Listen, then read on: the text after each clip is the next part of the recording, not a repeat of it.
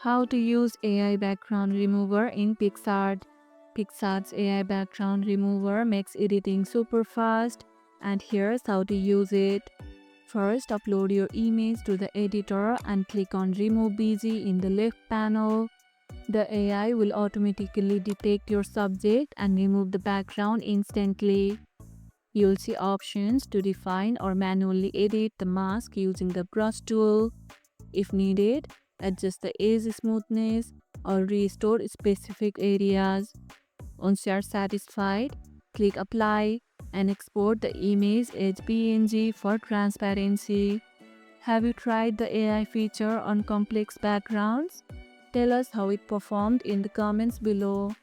Use this tool for bulk product edits or social media content to save tons of time.